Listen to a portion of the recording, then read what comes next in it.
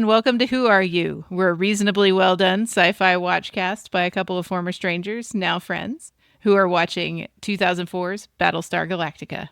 I'm Laura. And I'm Xhafer. And Xhafer, you told me you need to talk about space real bad. I'm real excited. There was a news article published yesterday. So it's not today news, it's yesterday news, by the University of Cambridge, who are one of the universities doing work with the James Webb Space Telescope. Oh, I've heard of this thing, yes. This is where we've gotten a lot of our exciting space news from in the last couple of years, is the James Webb. Yeah, big news, the James Webb. Yeah. And so what the James Webb has discovered, along with people processing data and doing research over at the University of Cambridge, is they have found traces of dimethyl sulfide and dimethyl disulfide in the atmosphere of exoplanet K2-18b, which is one of those super Earths. Okay, tell me about super Earths. Super Earths. This is a planet that is it like 5 times the size of Earth? And it is in a habitable zone for its planet size. It has water. It has continents. It is an Earth-like planet that is very big. Can we go? It is quite far away in terms of anything that we can possibly imagine or rationalize with our human brains. Nuts. But maybe eventually. But what's cool is those two chemicals I'm listed off, DMS and DMDS, are only known to be found as a byproduct of microbial life and marine phytoplankton. They are not naturally occurring chemicals without life. So what I'm hearing out of this is that we could have space whales. Phytoplankton seems like whales eat that whale thing. Yeah, there could be space whales. This is like, so the statistical probability here is they've reached the 3 sigma level of statistical significance, which is something that as statisticians we know about. The 3 sigma range is, whenever you're talking about a sigma range, we're talking about standard deviations. Listener, that's another math term that you might be more familiar with, if you're more familiar with math as opposed to statistics as a discipline in general. So that means that there is to reach this threshold, there is a 0.00006% chance that they occurred randomly and without life. But they're still doing, right now we're at 3 sigma, which is 0.3. They need to do more observations to make sure they get to 5 sigma, which is effectively evidence at that point. So there's going to be more follow-ups and results. This is the first thing published, so it's not definitive yet. But it is very fucking cool. That is really cool. So there might be beyond base, like single cell organism life on this planet. Yeah. Which would also factor into some great filter questions and stuff. Which is actually something that Battlestar Galactica really fucking dodges. This is like a storyline / like producing requirement almost. To keep the budget and set design down, they purposefully, and also to not be Star Trek, purposefully made the galaxy pretty barren on the path that Galactica is taking. Yeah. So that way we're not doing a lot of planets. We've had 2 planets. 2 planets in 2 seasons, right? Like, we don't do a lot on planets, and that's very much by design. And I think pretty accurate for what we're going through, right? Like, yeah, I mean, it's taken us humans this long to find a planet that we're like, this one maybe really has habitable stuff on it. Yeah. Whereas Star Trek, every week we found a new habitable planet. I mean, the scope. And sometimes, if we want to spice it up, it's barely habitable. Yeah. I mean, to be fair to Star Trek there, the speeds at which those ships move is so much faster than what we can, like, reasonably observe as a society right now.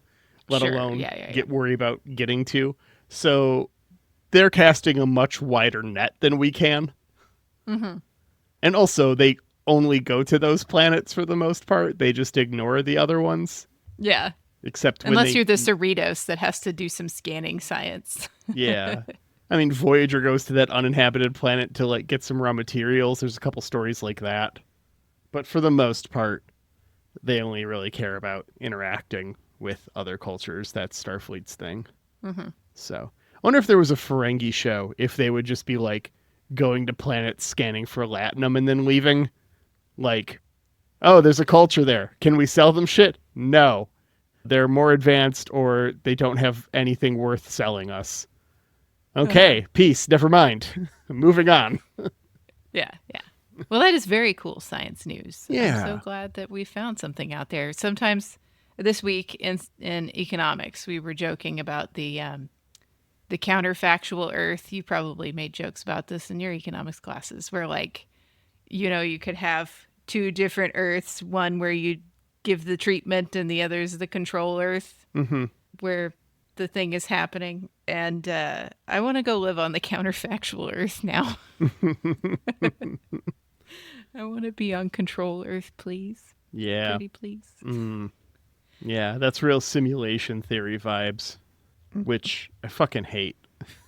I hate simulation theory. It's so dumb. Like, listener, if you're a big subscriber of simulation theory, I'm not here to shit in your cereal. I am here to ask, does it fucking matter? That's all. If it's true, there's no escaping it, and everything is exactly as it was 30 seconds before you had that thought. Does it fucking matter? That's all. It just seems like it's such a pointless mental exercise because it has absolutely no resolution except anxiety, and it's just something I refuse to let into my brain. Anyways, we got an episode of Battlestar Galactica to talk about. We sure do. I will rant about simulation theory for forever, and by that I mean I won't, because it's fucking dumb. So let's get on this episode. Yes. God, so I hurt somebody's feelings that I probably like. I'm sorry.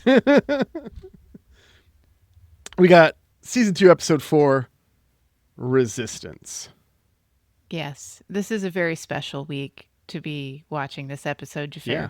This is, as of recording, listener, it is Easter weekend. Yeah. In the year of our Lord 2025. Good Friday. And Xhafer, It was a Good Friday. he has risen. Yes. Yes, Daddy Adama. Daddy Adama on has the 4th risen. episode has risen indeed. Put up them spiritual antenna. All right. Yeah. Arms up, everyone. Yeah, he has risen. Man, so it's WrestleMania this weekend. And I don't ever remember WrestleMania being on Easter, but if they don't do a like Undertaker dead man walking he has risen bit at WrestleMania on Easter, I am disappointed in the WWE. I'm just going to throw that out there right now. It's time, guys. Ample opportunity. All right. But we aren't going to get there till the end of the episode. Yeah. But it is time, finally. It only took 3 episodes. 3 episodes after the That's the number, right? episode. 3 episodes, Yeah, that's 3 the days. 3. Yeah. We can make it 3. We can kajigger it around. Yeah, it was 4, wasn't it? Yeah. It's fine. Okay. I don't know. I think somebody had that in their mind when they're writing this. Like, yeah, definitely. Especially because he's like wearing a robe. Comes out. Anyway, let's not skip to that. The Shroud of Adama. It was a whole thing. It was crazy. All right. I was just about to say that we're opening on Tyrell sweating a whole bunch. The sweatiest Tyrell. So sweaty. He's so sweaty. He is Key and Peele sketch sweaty here. So I don't know how many people I accused of being Cylons throughout this whole episode. Yeah. But it started with few. Mr. Tyrell. I got a list from Aaron. Like, oh, you did? I did. He told you how many people I accused of being Cylons? He not only told me, he posted it in Spoiler Town. Oh my God, he told everyone. He didn't tell everyone. He told everyone who wants spoilers because we're laughing about it. But over in Spoiler Town. I won't say why we're laughing, but we are laughing. Well, So here's why I accused Mr. Tyrrell here at the beginning Too being a sweaty? Cylon. So sweaty. The sweaty Leoben was so fucking sweaty, and he is so fucking sweaty. He is a sweaty mahalo. Yeah, yeah. And then also, so we have Sweat. Ty is grilling him about the whole boomer thing because we forgot that went down, and Tyrrell's been gone, and now he's back. Yeah. So he says he has no idea she was a Cylon. Yeah. He wants his Fifth Amendment rights to remain silent. Yeah. Ty doesn't give a fuck. He knows that Tyrrell is a damn dirty double Cylon. I ever tell that story? Did I tell that story to you? Have I told that story on pod? Okay, so this is the Battlestar Galactica board game, right? Oh, there's a board game? There's a board game. I will bring it. Is it a spoiler-free board game? By the time we get there, I think we'll be okay. Like if I bring it in August, I think it'll be okay. Okay. Make sure to review it carefully. Yeah, we will. So it's a board game, and it starts off like everyone's on Galactica, everyone's doing their stuff right, and one player secretly is a Cylon. Everyone draws cards that tells them if they're human or Cylon, right? Yeah. And when the Cylon reveals themselves, they stop being on the ship and start doing Cylon-y stuff off the ship to fuck with the players. Okay. But you do Cylon-y, you fuck with the players on the ship before you're revealed as a Cylon. And then halfway through the game, everyone draws a second card, except for revealed Cylons. We are playing this game at a gathering of LARP nerds, and Ben is with me playing this game too. So we were there, and our buddy Eddie in the first half drew the Cylon card, right? But he didn't reveal himself. And so everyone got their second card, and he pulled the second Cylon card. So he was the only one at the table. We were expecting two. Statistically, there should have been two, but Eddie was. So we were accusing him of being a damn dirty Cylon. That's whenever we were playing this game, everyone, you're the damn dirty Cylon every time, right? It's how you don't just accuse someone of being a Cylon. They are a damn dirty Cylon. Yeah, exactly. Yeah, and so he was the damn dirty double Cylon when he got revealed because he had both the Cylon cards. Wow. Yeah, that's fun.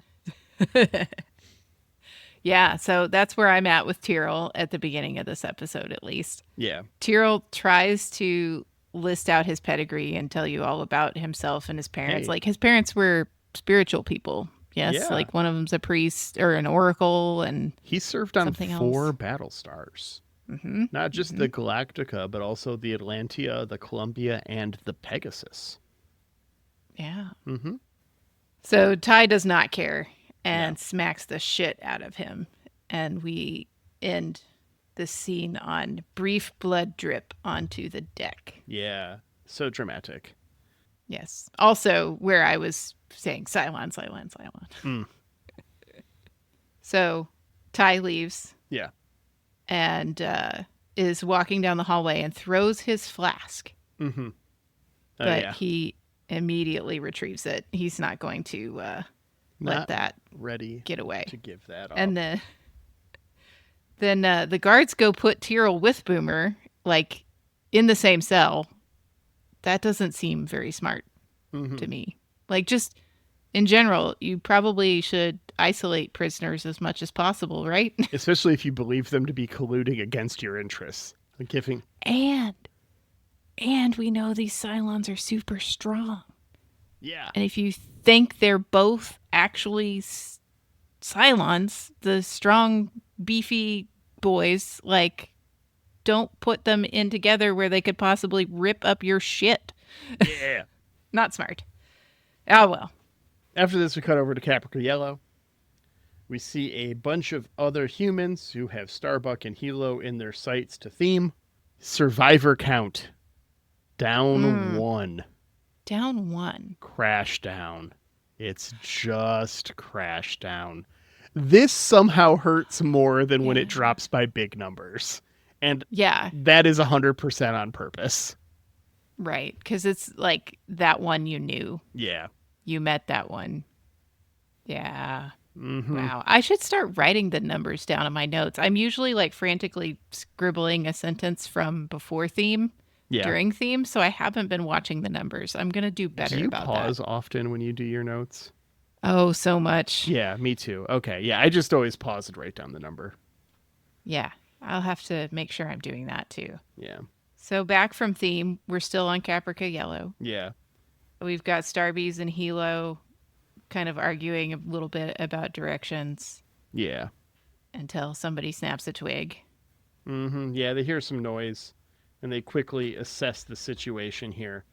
And they don't see any reflections or chrome, so they know that they're fighting humanoid Cylons. Mm-hmm. And they know how many and everything very quickly. I love how we get a little bit of dialogue from both sides, I think, from the resistance humans and the humans, the Galactica humans, that they're knowing both sides, that this is humanoid Cylons and we've got to do this and, whatever. Very smart on both sides. Anders is like very quickly calling out. It's all like, oh, that's weird. Usually don't see humanoid Cylons without, chrome escorts. Mm-hmm. Like, that's weird. So they've seen a lot of them, apparently. Yeah. I like how I wrote they in my notes, so I don't remember which side it was that's talking about it, but they're talking about the human variety of Cylon isn't as tough as the BattleBots. Hilo says that, yeah, they're grateful that they don't have to waste explosive rounds. Yes. They so bleed. Hilo's figured that out, or Starbee's figured it out. Yeah. I don't know. Well, I mean, Starbuck also notes that they bleed, which is enjoyable. If it bleeds, we can kill it. And we just had Chief Tyrrell bleeding in the earlier scene. That's all I'm saying. Okay. Yeah, I mean, anyone who bleeds is clearly a Cylon. This is a good bet, Laura. You should follow this one through. Yeah. No, I'm like the height of paranoia at this episode. I do not know why. It is just hit real hard. Like, are you just going to watch like 3 ahead when I'm on vacation? I mean, maybe. Yeah. I don't know if I'll have time because it's final season, but the spirit is willing. Okay. The actual body may not do it. Yeah. We cut over to Callie after this, who goes to Gaius to help get the chief free. 6PT points out that the term toaster is racist. Yeah. And she doesn't let this go in the background the whole time. No, she's pretty upset about it. And she's just like, well, maybe you would help her if she wasn't a racist. Or are you going to tell her to not use that racist epithet? Come on, guys. It's so good. Because 100% this is what, I don't know. I feel like this is pretty funny, but also very accurate because he deserves to be called out for the bullshit. But also this is something that the military is like fucking famous for constantly. Anytime there is a war, we have some dehumanized term to refer to them that is totally fucking racist every single time. Yep. And Gaius is such a shithead. He's not going to actually call it out or ask her to reframe. He's just going to try to like placate 6PT quietly through his language, but he's not actually going to do anything that could possibly make another human being upset with him. Yeah. One of the best turns of like the Gaius double talk here is when Callie asks if he, you owe it to the chief to help. And 6PT at the same time is all like, your child is half toaster. How do you feel about that? And he manages to answer both questions with the like, I'm overjoyed about this thing. Like I would do something if I could. It answers just enough of both questions to like not question it at all, but it's clearly aimed at both. It's so good. It is really good. But Callie uses this opportunity to pull the blackmail card. Yeah. She'll tell the truth about what happened to Crash Down if Gaius does not try to help Chief Tyrrell. Yep.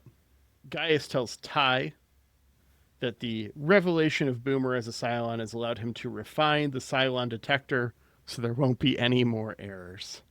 What an ass. Oh, man. I really did kind of enjoy Ty like being pissed off about the Cylon detector. He should be. Yeah. Yeah. Yeah. I'm glad. I'm glad that we got some justice for the Cylon detector. He's really rude to Gaius. Yeah, Ty also uses this opportunity to remind him, like, this is martial law, vice president. You don't exist anymore. Yeah. You better go back to being worth something as a scientist. Yeah, you thought you were going to pull that VP card out of your pocket, but that is actually a Monopoly straight to jail card. Right to jail, right away. Ty does give him one more chance for some reason. Yeah. I guess Gaius has blinded him with science. And he says, okay, definitive answer on Tyrrell. Yeah. As 6PT is also like in the background stoking rebellion in Gaius. Yeah. After this, we hear that some ships are refusing to resupply Galactica until democracy is restored. Specifically, the Tillium mining ship, which Yeah, we know the fuel was already refiner. inclined Yeah. to rebellion. Oh, yeah, the refiner. Sorry. Yeah. This is going to be a problem real quick. Yeah. Lee gets shit from the pilots for missing Card Knight as he heads to the brig, where Dee follows and walks with him, giving him some news of the goings-on in the fleet and also the current status of his father. Yeah, she's being really kind to update him on how Daddy Adama's doing. And also kind of, mentions the rebellion stuff. And, Ty's in the bottle again. Yeah, just drinking away. I want to use this opportunity, Xhafer, to call your attention to the name I have named myself for this session. Yeah, Ellen Ty sucks. Theorized Cylon number 2. I have given up just hoping that Ellen Ty is a Cylon, so she'll come up and someday to believing Ellen Ty is a Cylon. I hate her. Okay. I mean, okay. She can still be just a really shitty human. Really shitty humans exist. Yeah. I mean, so watching the show at this time frame, right? We're supposed to believe that Ellen is a Cylon, right? Like that was Sure. Like she shows up out of nowhere. She has a really flimsy story. We know we can't trust Gaius. And she really sucks. And she clearly is not having the best interest of humanity in general. No. Right. So Not even Saul. It is her own best interest at all times. Yeah, 100%. And so looking at all this, it's very easy to go, well, obviously she's a fucking Cylon, right? Yeah. But at the time, my concern with that was all but she's been with Saul a long time. Like we saw her in flashbacks with Adama, 20 years ago or whatever. I'm still not convinced that was her, but go ahead. Okay, fair enough. No, I mean, it's supposed to be a little ambiguous, but Yes. I was of the They're not impression- making it yes, she's really here. Right. Yeah. Yeah. And so that was always the disqualifying factor to me was all well, no, she's been married to Saul for too long. They talk about how long they've been married. Yeah. She can't be a Cylon. So I think it's interesting that you keep ride or die for that because it is a character who in my initial watch through I had wholeheartedly dismissed of any Cylon capability because of this. Yeah. No, I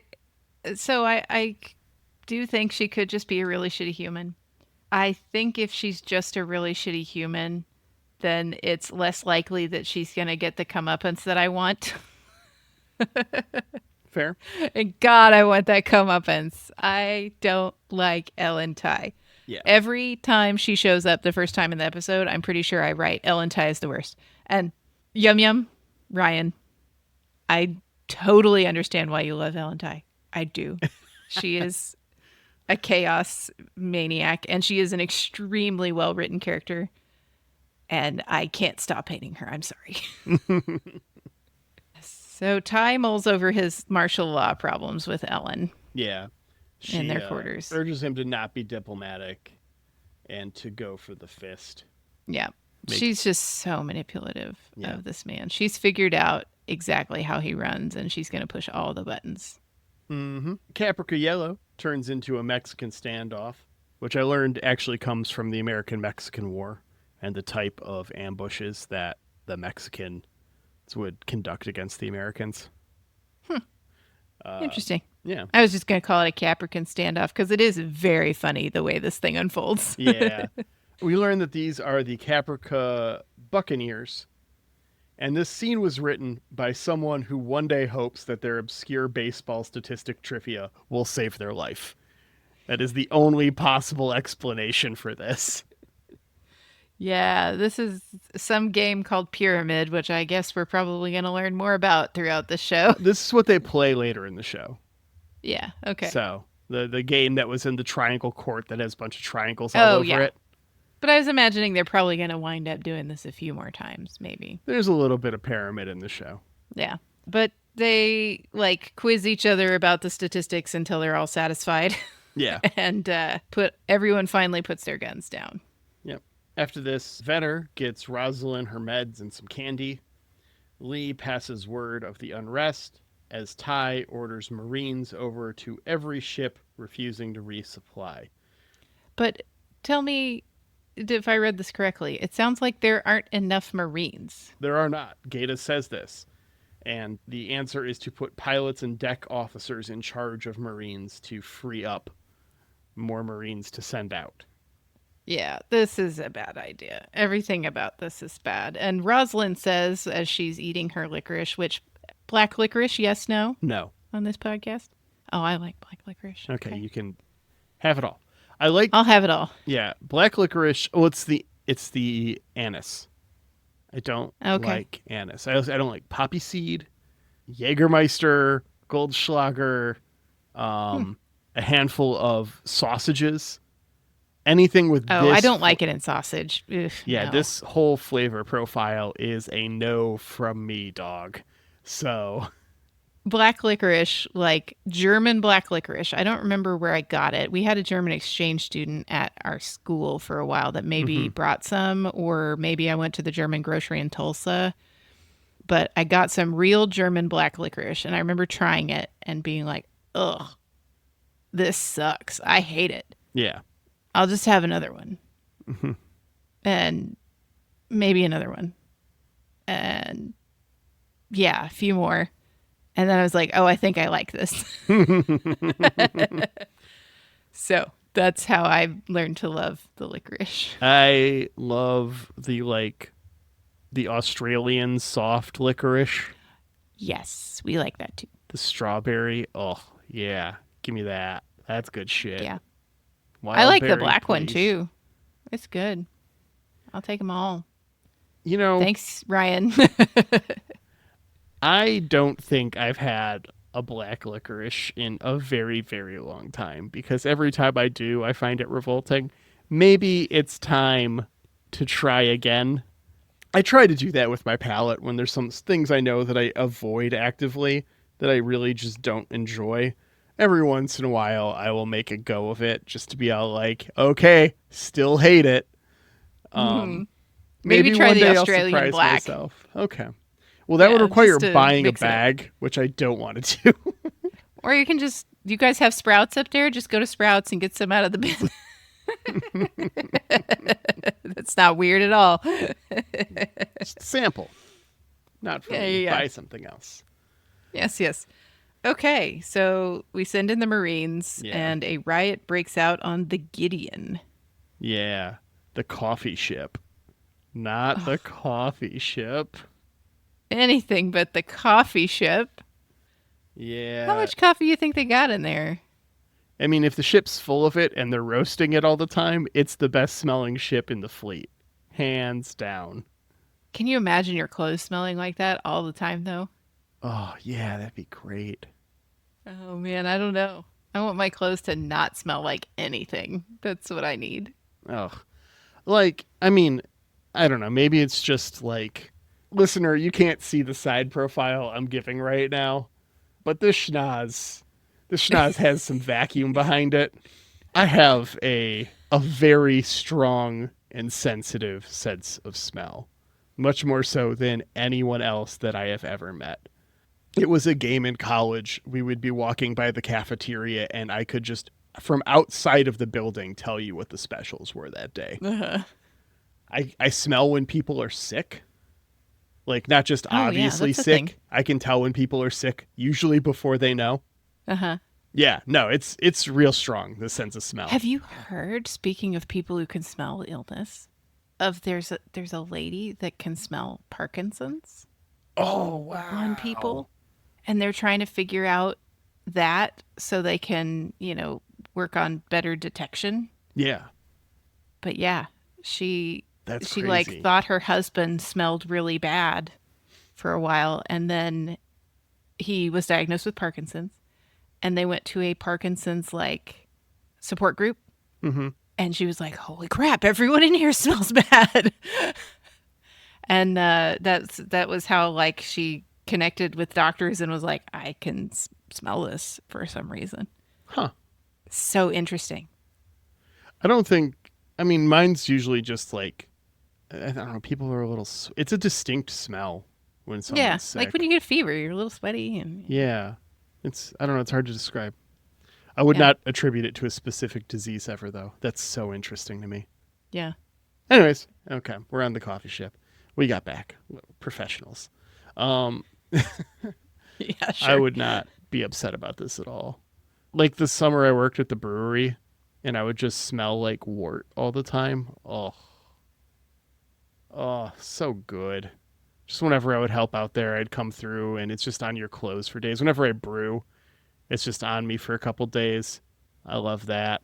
I love smelling like campfire. I'll smell campfire on myself for a week, usually. Yeah. Love that. Anyways, for Lee and Rosalind.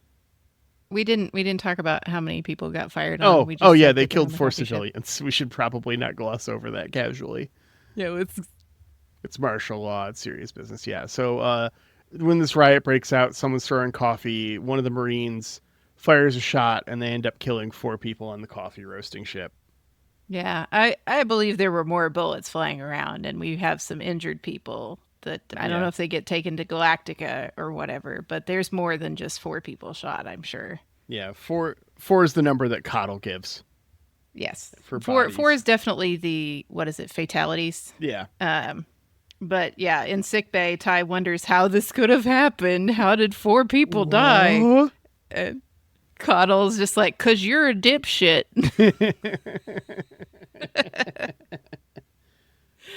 Yeah. I really do like Doc Cottle. I see where it comes from now. I was like, yeah, give it to him. Yeah, Cottle's so good. For Lee and Rosalind, this is the last straw. They have to escape to rally against this tyranny. Man, you ever think anyone asked Rosalind about her emails? Probably Tom Zarek. Totally Tom Zarek. Yeah, but she has a great point. She says, the Cylons are doing this. They're tearing us apart so that they can better pick us off. Yeah. If they can break us up, we're easier to get rid of. And she only sees the way out of getting out of here to try to keep things together. Mm-hmm. And I mean, I kind of identify with that and get it, but also it is just going to enrage Galactica, and Galactica is the ship with all the guns. It is the ship with the guns. So Lee tells her that he can get them to a hangar, but they need to get off the ship and hide. And Rosalind believes she can get them off the ship. So each of them thinks they can do a piece of this, and Lee thinks he knows where to hide. And I clocked this instantly. I knew exactly where we were going. Oh, yeah. Yeah, for sure. After this, Ty and Ellen fight fuck. Well, first we have a fair bit of whining. Let's not gloss over that. Well, they fight, and then they fuck. Well, Ty whines, and then they fight. He blames her for his bad decisions, which, yes, she was manipulating you, but yes, you fell for it, you dumb fuck. He's the worst. She's the worst. I hate all this. Worst. Yup. And you know why I hate it so much, Ryan? Because it's so real. You love democracy, yeah. Yeah, I don't want to see democracy taken down by 2 dipshits. Yeah. Gaius fucks with Tyrrell to get information from Boomer here. There are 8 Cylons in the fleet. Which we already do, right? Well, okay. It is an important number for the Cylons. Yes, we knew that there are 8 different models of Cylon. 12. Right? Well, okay, but we know of 4. Yeah. We already had 4 in our mind, and we saw the note was it at the end of the The miniseries? miniseries. Yeah. That said there are 12. Yeah. So if we did a little math in our heads, we know there are 8 left. Mm-hmm. I just read about that in the making of book.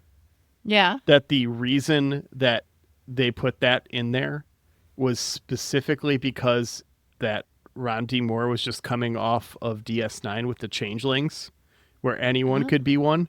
And he very specifically wanted to put the 12 Cylons in as a story crafting limit on himself. To not just let anyone be a Cylon. Yeah. He had to make it count every time because he knew that there was a limited number. Yeah, that's smart. That's smart. I really want that to pay off at some point of who put that goddamn note in there. You don't have to say if it does or not. I just really want it to. I think I asked Spoiler Chat about it, and I got an answer. Okay. Yeah, so we kind of already knew, like, there was the number 8 out there. That wasn't anything new to the audience. But she does tell him specifically there are 8 in the fleet. Mm-hmm. They may or may not be different models of Cylon. You could have some duplicates out there, like we sort of had 2 Dorals. I don't know. That was kind of underwhelming for me because I was like, well, yeah, duh. I can do a subtraction. I can do maths. And I Full wasn't disclosure, convinced. Like, I did not check this for accuracy. The number 8. I don't remember if it's accurate or not for right now. Oh, like that are in the check. fleet. Yeah, I'd have to go and check. But I wasn't sure if she was actually accessing something or not, or doing what tortured people do and just saying a thing so you stop torturing them. That is the real question. Yeah. He thinks he's like torturing her subconscious to pull it out so that, he can get it. And I don't know what Gaius thinks he's going to do exactly with that information, but he wants to know. Gaius always wants to know. Like, I get that you put this here for, like, the advancement of the story, right? You put it here for some drama. You put it here, to, like, show that Boomer has strong feelings for the Chief, so that way at the end of the episode when she tells him that she loves him, it doesn't necessarily ring as hollow, that she's willing to betray her Cylon for him, is why you do this. But also, like, of anyone on Earth to do this, Gaius is the guy who literally figured out how to identify Cylons and then decided that he didn't want to know. The fuck is he asking for? Like, if they had told us that Gaius was secretly keeping track, like, I want to know, but I'm not going to tell anyone the truth. I'm going to say everyone passes, instead of rewriting the program so that even he doesn't know, which is what they explicitly say he does. This would make sense, because then he would know when he found them all, right? Yeah. The fuck does this matter? Sure. To him? Not sure what's going on here, except that we need another scene of Chief Tyrell must suffer because he is also Chief O'Brien. Yeah. We meet the Resistance on Caprica, currently 53 strong. Oh, yeah. Didn't we lose a whole bunch of people a couple episodes ago? These people could be really handy, couldn't they? Yeah, it's a bunch of people. 53. Rosalind goes to Doc Cottle for help getting clearance to leave the ship, as Lee works with D to get the causeway that they need to move through closed. Gaeta notices some weird comm traffic and asks D about it. She denies knowing anything. This is very interesting, too, because he's giving her a chance, like, you can come clean to me. Yeah. And everything should be done according to our rules, Duala. And she's like, nothing's being done, sir. Yeah. Yeah, Billy also goes to ask the corporal for a request. And Lee visits Daddy Adama to preemptively apologize. Daddy Adama. Daddy. Goodbye, Sorry, Daddy. Goodbye, Daddy. I love you, Daddy. And Adama's hand twitches after Lee lets go. Yeah. Another deckhand we've seen a couple of times that I forgot the name of because I thought it was Sionis, but he's dead. gives Callie hell, and she gives him hell back. Yeah. She's scrappy now. We're Yeah. fighting. She throws some punches. She has grown from her experience on Cobol. Is it growth or is it trauma? Well, we'll find out by the end of the episode. Indeed. Yeah. Duala makes one more little quick visit to Lee. Mm-hmm. Just a quick hallway chat. Says that she has everything set and she's got to go. And then one of the pilots, was this racetrack? I think it was racetrack. Stops Lee because she needs some help with it. I think that's racetrack, yeah. Because Hot Dog is in space. And also is Eddie Olmos, Edward James Olmos' son. Right. Yeah. Yeah. And this was definitely a lady. Yeah. So someone punches the corporal out, Venner, and it looks like they're kidnapping Rosalind, but, they're all just leaving. But they get stopped by a Marine to commercial. Yeah. The drama. Oh, but Rosalind has a speech. She's got a speech for everything. Just got one in the chamber here. No pun intended. As she convinces this Marine to not shoot the president. She didn't exactly stand aside. Like she was like, you can stand aside or you can shoot me. Yep. She didn't stand aside, but when Rosalind moved the gun, she didn't move it back. Yeah. She does not shoot. But surprise twist. So interesting. Billy tells Rosalind he can't come with her. Yeah. He can't Not support going the on. insurgency this is going to cause. Yeah, he's not gonna support the violence, y'all. Which, that's a path. Yeah, I don't know. There's no right paths in any of this, it seems like. We won't know until we're looking at them from the future. What was right and what was wrong. That is how it goes sometimes. Speaking of going, everyone gets on this Raptor and takes off just before CIC finds out. Ty has Hot Dog fire some warning shots, but orders Hot Dog to not shoot down the Raptor. Yeah, ultimately, he can't do it. Yep. He cannot kill Daddy Adama's actual flesh and blood son. Gata lies to Ty about off-the-book comms here, sparing Duala. Yeah, Ty quickly figures out, like, wait a second. They could not have gotten this far without inside help. Yeah. And wants to know, like, where are the calls, Gata's got nothing. He isn't going to sell Duala out. Yeah. So, I mean, he must feel empathetic to the president in some way. I don't think it could be just like, oh, I don't want to get D in trouble. Yeah. Gata's just a simp for resistance. Like, whenever Gata sees a resistance, he's like, I want to be there. But I'm here, stuck in the military chain of command. Yeah. Womp, womp. He's the boss at the job who is all like, it'd be great if you guys unionized, knowing that he can't be a part of it. Just like, hey, it'd be great, do your thing, I'll be over here. I can't start it for you. Yeah. He is not about this Ty command.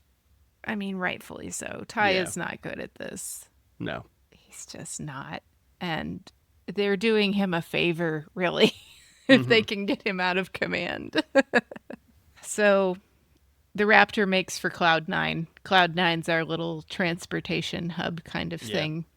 And of course, Lee called Tom Zarek for help. Yeah. The enemy of my enemy is my friend. Those are words. So Rosalind has to kind of hold her nose a bit and work with Tom Zarek. Not pleased, but we'll deal with it. Yeah. I think Lee has a good point. I'm going to really restrain myself from saying that anyone is right in this show, because I don't think anyone is actually right. Yeah, that's fair. But he has a point. After this, we go back to Caprica where Starbuck and Anders play some Pyramid.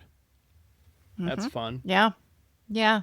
Very close contact Yeah. in this pyramid game. She gives them shit for prioritizing building a pyramid square, whatever pyramid triangle, probably. Whatever the Probably, field right? is. It's all like, why'd you Yeah. guys spend time doing this of all things? When obviously that's what they were going to do. Like, that's how Yeah. they know how to live. It's just sports bros being sports bros. Yeah, she tells Anders that she played, but a bum knee took her out. And Yeah. I'm like, is that the bum knee that happened during the show? Or did she actually have a bum knee and then that also happened during the show? I don't know. Has someone with a bum knee. Uh-huh. Let me tell you a bit how this goes sometimes. When you have a strong knee and a weak knee, what ends up happening is you end up over relying on your strong knee, which then makes it prone to injury.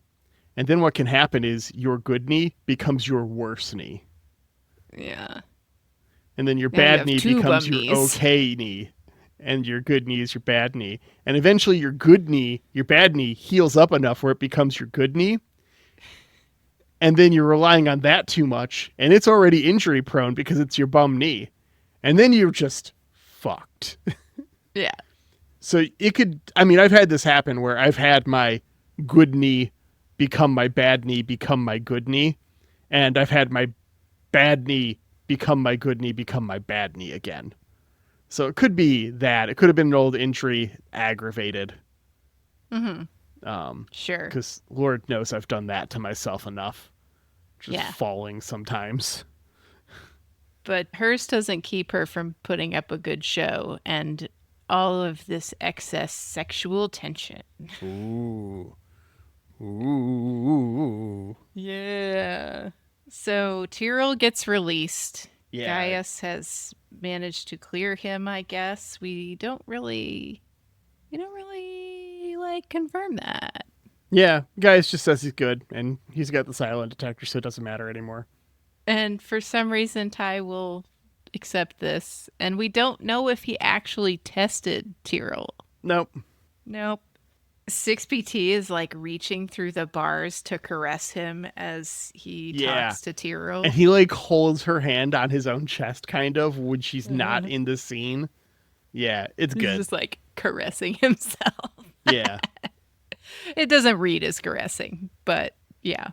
He's Knowing, just like touching himself. But I thought that was interesting that we have our Cylon behind the bars touching him. That seems artistic. Yeah. I wonder if that's saying something about maybe a 6 and some foreshadowing. Yeah. Interesting. We did just meet these resistance humans who know so much about the humanoid Cylons. Oh, no. He also tells Tyrell that Boomer is going to be moved and held for testing. Yeah. Gross. She's going to be experimented on. And I guess we saw when the Callie's picking fights with the other engineers that they were building like a smaller cage. Mm-hmm. And she was like hassling them about, are you going to put Tyrell in that thing or something? I don't know. But they were working on this earlier in the episode, and now that seems to be where Boomer is headed. Yeah. Ellen gives Ty shit as Bill comes into the room. Yeah, she shapes up real quick when Daddy Adama shows up. Daddy Adama is here. Aww. Yeah, she's like berating Saul and then puts on her best military wife persona the second Daddy Adama walks in his bathrobe. Yeah. He is immediately empathetic to Ty. Before he even knows the details, Ty's just like, I fucked things up so bad. Like you don't even know how bad I've fucked things up. He's all like, yeah, but no one else here besides me understands the pressure you were under. Yeah. Like, you can tell me. Yeah. You can tell your dad anything. We can work this out, sport. We're going to work this out together. Mm-hmm. Oh, but also, where is my real son? Oh, yeah. P.S. Where Lee at? Man, speaking of Adama's sons, I was reading about the original Battlestar Galactica, and fucking Rick Springfield played Zach Adama in the original Battlestar Galactica. Like Jesse's girl, Rick Springfield. That's great. I like that. Why didn't we bring Rick Springfield back? Right? Fucking Fred Astaire was Starbuck's dad in the original. Hold on, I'm just Googling if Rick Springfield was dead. No spoilers! Appears to still be alive. So, okay. Could have done that. All right. We get to Boomer getting escorted to her new cell. Crowds are taunting and jeering as Callie comes out of the woodwork and shoots her. She dies in Tyrell's arms. Her last words, she loves him. The show ends with a shot similar to one we saw earlier. This time it's Boomer's blood dripping down. Boop. On the deck. You want to know my last Cylon call for this episode? Yeah. Callie. Yeah. I was like, man, this is the 3D chess that we're playing here. We had Chief Tyrell get manipulated by the one Cylon who didn't know she was a Cylon lady. And now we're going to shoot that Cylon with our other Cylon. And now she's going to manipulate Tyrell. So the list I'm looking at that Aaron sent over was Ellen, Anders, Tyrell. Oh, definitely. Yeah. Callie, and Rosalind. Yes. Yeah. So I think I even said the Anders to you. Didn't I send you a picture from the Discord where you shared how someone could access Battlestar Galactica? When it and comes the off screenshot, of Prime, which will have happened by the time this episode airs. So I hope you found a way to watch Battlestar, y'all. Yeah. The cover art for that little screenshot that you were sharing the link was the famous Last Supper one. And it's cropped, so not everybody's in it. But I was looking at Starbuck and Anders, not having quite met Anders yet, but I circled his picture and I was like, this motherfucker right here canoodling Starbuck is definitely a Cylon. So I'm not going to confirm or deny the status of any of these 5 characters as Cylons. Yeah, don't. Yeah. But I will say that 2 of these characters end up in a relationship. Mm-hmm. Just because that's fun. Yeah. Well, I mean, that. I was kind of spoiled on the Anders Starbeast thing, but I mean, it was obvious. Well, no, 2 of the characters from your 5 Cylons. Okay. 2 of them end up in a relationship. Like together? Yeah. No names, no details. Just think about it. I'm trying to remember my whole list now. Okay. Anyway. It's fun. Yeah. No, I at the end, Aaron was like, wow, you are getting like really out there. And I was like, no. Callie. Like this is how you get the defective Cylon out of the way. Like she wasn't working right and they're about to be experimenting on her. So we just have the other Cylon shoot her real quick. And now she can slip in there and manipulate Tyrell. Because clearly he feels a kind of way about her. I don't know if it's a romantic kind of way about her, but he definitely was like, you know, having her back with Crashdown and that whole situation. Yeah. It's like, I don't know if it's little sister vibes or it's, you know, she's super cute vibes, but yeah, this is how you get a new one in there to manipulate him. This is how you end up in a sex cult. So, before we move on, I just wanted to call out, this episode was directed by Alan Croker. Okay. Who did Bastille Day in season 1. Because the direction in this episode is very, like, stylized, and it's all like, I feel like I've seen something else this guy's done. And so I checked, and I went on the IMDb. He did Year of Hell on Voyager. Oh, he's an artist. He also Year did of Hell Endgame was really on good. Voyager. Bastille Day was really good. He also did 13 episodes of Deep Space Nine, including its finale. Wow. So he did the Voyager finale and the DS9 finale, and did 26 episodes between DS9 and Voyager. Yeah. We have seen his work then. We've seen a ton of his work. He's done a bunch of other shows that I've seen. He did an episode of Supernatural, episodes of stuff here and there, some Twilight Zones. Yeah, all kinds of stuff. But did he do any Airwolf? He did do a Viper. Oh, how funny. Not one that we watched. Gonna go watch that one for fun, Xhafer? No, I'm not. I didn't think you were. Although I will say, it hasn't aired yet, but we've already started recording our next show because we're a little bit ahead because of my pending vacation. And I can't believe I'm about to say this. I would probably rather be watching Viper than Billions right now. No. I look forward to that coverage. I need more context. Yeah. Well, It'll be fun. Beth called it Entourage for Finance Bros. That's pretty correct. Yeah. It could be pedantic. Yeah. Yeah. All right.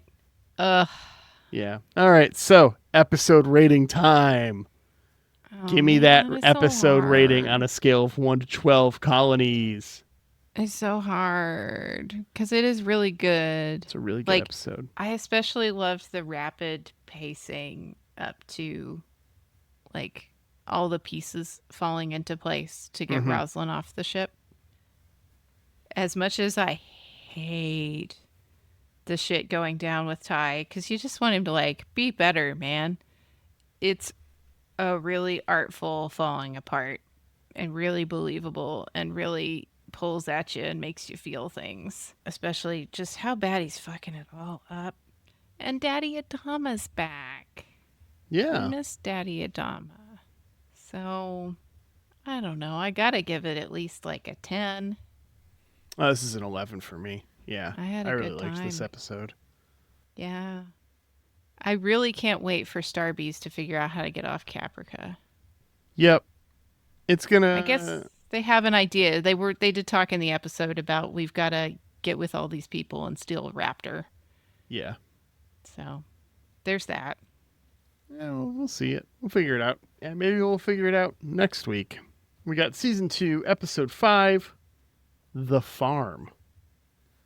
Oh, we're going to be joined by Glorianne from Cool Girls Don't Look at yay. Explosions. Hey. I can't wait. This one she picked out. I did not pick for her. Oh. After the... Okay. I don't want to say it was a fiasco last time, but she picked Was this she one. operating on strong Rosalind episode vibes again, or did she have another idea, or do we just need to ask her? We'll talk to her about it. Okay. But Adama and Rosalind fight for the hearts and minds of the fleet's population as Starbuck finds herself trapped in a resistance hospital. Huh. Yeah. We were only introduced to 53 people. I suppose they could have their own hospital. Seems there could awfully be- suspicious from an episode description, doesn't it? Yeah. I did slightly alter that one too. Okay. Maybe I shouldn't have, but that's fine. Huh. Because Resistance I took out one word. I took out the word suspicious from Resistance Hospital. But now that we're talking about it suspicious. and you're instantly suspicious, I feel like removing that word did nothing. So. Yeah. No, I find it suspicious. Yeah. Yeah, that's fair. You're supposed to. To the point How do where they tell you. 53 people run a hospital? All right. Well, that's that. You know, I guess all that's left to do is say thank you. So let's say thank you. Yeah, let's do it. Hey, Jeremy Siegel. JeremySiegel42.bandcamp.com. The Nuclear Jaguar. Thanks so much for making our theme music. Appreciate the hell out of it. Appreciate the hell out of you, buddy. Thanks so much. Yeah, we do. Yeah, and thanks to Angry Duck Time Machine on Instagram for the podcast artwork. Hey, Aaron, thanks so much for editing this podcast and putting in all my stupid drops and making us sound funnier by adding a bunch of your own and just making us sound like coherent, intelligent people instead of people who shouldn't have drank a 9.5% beer at 10 p.m. and now it's 11:30 and you really just want to go to bed, which is where I definitely am.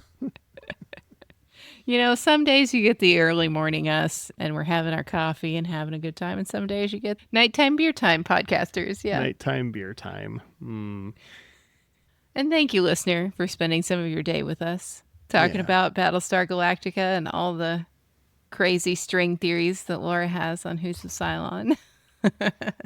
Yeah. Thanks so much for spending time with us. We got the Discord. Appreciate anyone over there. Love our Discord community. Leave us a 5-star rating. We'll give you a shout out on the podcast if you leave a review that has a username attached to it. Yeah. And we'll see you next week, Internet. Bye. Bye.